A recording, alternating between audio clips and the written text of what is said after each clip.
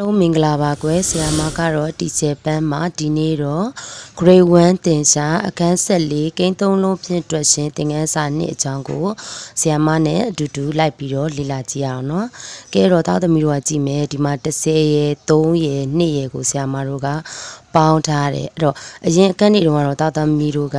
နှလုံးလေးတွေပဲပေါင်းတာနော်အခုကျတော့ဘယ်နှလုံးဖြစ်သွားပြီလဲ3လုံးပေါင်းရတော့မယ်ဒါမျိုး3လုံးပေါင်းနေဆိုလို့ရှင်တော့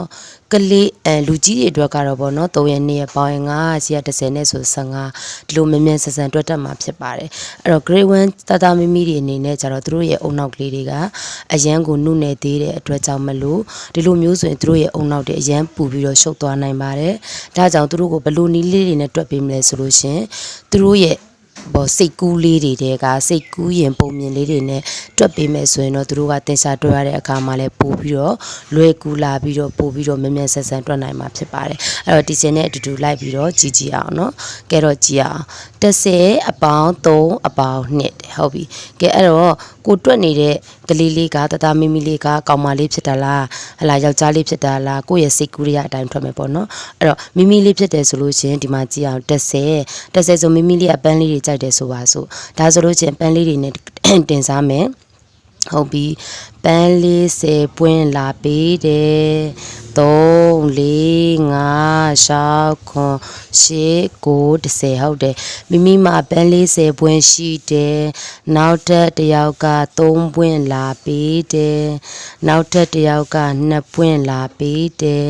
ဒါဆိုရင်အလုံးပေါင်းဘယ်နှပွင့်ရှိတယ်လဲဒီတိယ10 11 12 13 14 15ဒါဆိုရင်အဖြေလေးကဘယ်လောက်ရသွားမလဲ15ရသွားမယ်သူတို့ရဲ့ပုတ်စာလေးပုံမြင်လေးကိုလည်းသူတို့ကဖတ်တတ်သွားမှာဖြစ်ပါတယ်။ကဲနောက်တစ်ခုကြည့်အောင်3ရယ်ကို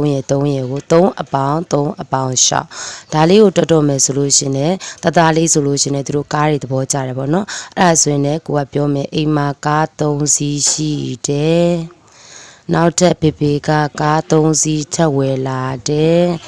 မိက6စီးထက်ဝယ်လာတယ်ဒါဆိုရင်အိမ်မှာကားဘယ်နှစီးဖြစ်သွားပြီလဲကဲပေါင်းကြည့်မယ်1 2 3 4 5 6 9 10 11အလုံးပေါင်းကား12စီးဖြစ်သွားပြီ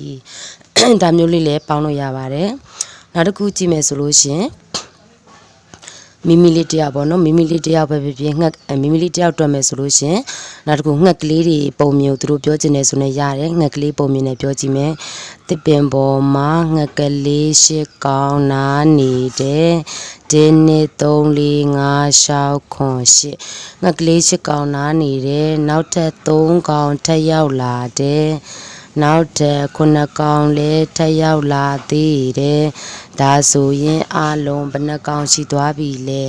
ကဲကြည့်ကြည့်အောင်1 2 3 4 5 6 8 9 10 11 12 13 14 15 16 17 18အလုံးပေါင်းဘယ်လောက်ဖြစ်သွားပြီလဲ18ကောင်ဖြစ်သွားပါပြီကဲနောက်တစ်ပုဒ်ကိုသွားကြည့်ရအောင်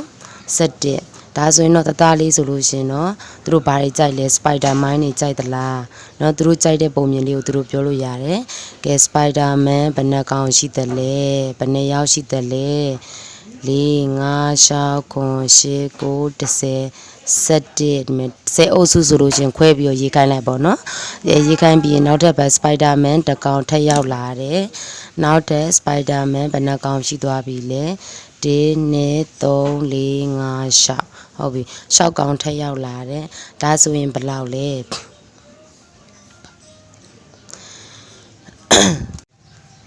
ကဲအဲ့ဒါဆိုရင်ကြည့်မယ်နော်ကဲဒီကနေပြီးဒီကဘယ်လောက်လဲ10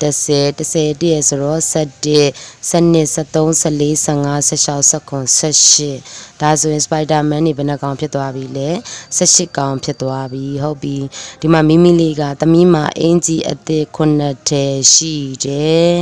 ဟုတ်ပြီနော်မေမေကထပ်ပြီးတစ်ထည်ဝယ်ပေးတယ်နောက်တဲ့ဖေဖေကလည်းအင်ကြီး9ထည်ထပ်ပြီးတော့ဝယ်ပေးတယ်